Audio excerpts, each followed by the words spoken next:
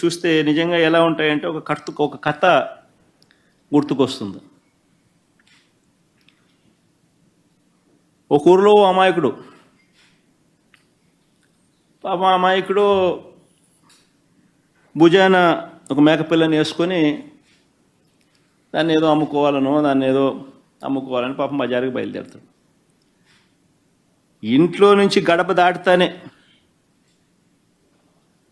ఒకడొస్తాడు.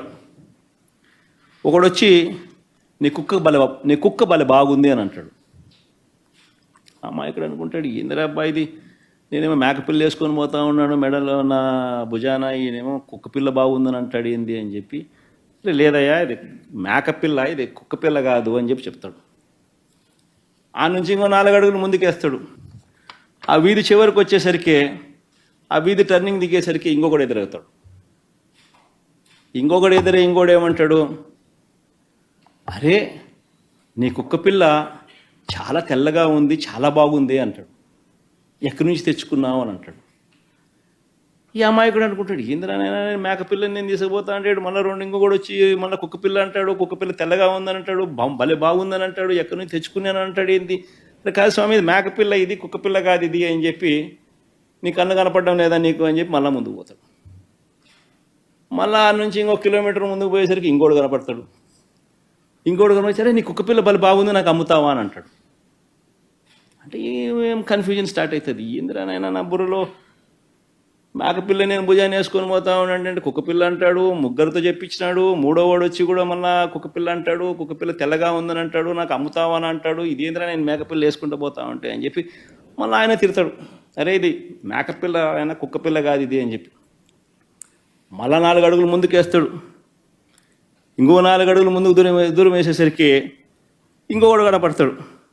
4వ వాడు కనిపించేసరికి ఏమంటాడు, కుక్కపిల్లని ఎందుకయ్యా నువ్వు మెడలో వేసుకొని పోతా ఉన్నావు, నువ్వు భుజాన్ని వేసుకొని పోతా ఉంటావు, పక్కన నీతో పాటు నడవమంటే నడవదా అంటాడు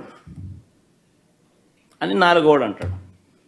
దాంతో ఏమంటాడు ఆ అమాయకుడు, పాపం ఇందులో నా కళ్ళకి ఏమన్నా అయిందా, నా మనిషికి ఏమన్నా అయినా అని చెప్పి మేకపిల్లని తీసి ఆడేసి, నాకు మేకపిల్ల వద్దు, నాకు ఈ కుక్కపిల్ల వద్దు అని చెప్పి పోతాడు.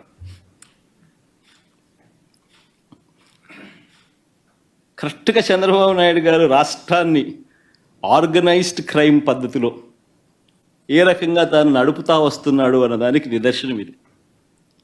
ఫస్ట్ వ్యక్తి పేరు చంద్రబాబు, 2వ వ్యక్తి పేరు దత్తపుత్రుడు, 3వ వ్యక్తి పేరు బీజేపీలో ఉన్న తన వదినమ్మ, తన మనిషి. 4వ వ్యక్తులు ఎవరు అంటే ఓ ఈనాడు, ఓ ఆంధ్రజ్యోతి, ఓ టీవీ5, ఎల్లో మాఫియా. గుర్తుకు రావడం లేదు ఇవన్నీ చూస్తూ ఉంటే. ఆంధ్రప్రదేశ్లో ఏ రకంగా లేని అప్పులు ఉన్నట్టుగా, ఏ రకంగా ఒక వ్యవస్థీకరణ పద్ధతిలో, ఏ రకంగా ఒక అబద్ధాన్ని రెక్కలు కట్టి ఏ రకంగా ప్రచారం చేసి చివరికి ఎందుకు చేస్తున్నారు అని అంటే కారణం సూపర్ 6లు, సూపర్ 7లు ప్రజలకు ఇవ్వకుండా మోసం చేసేందుకు ఇదంతా జరుగుతూ ఉంది.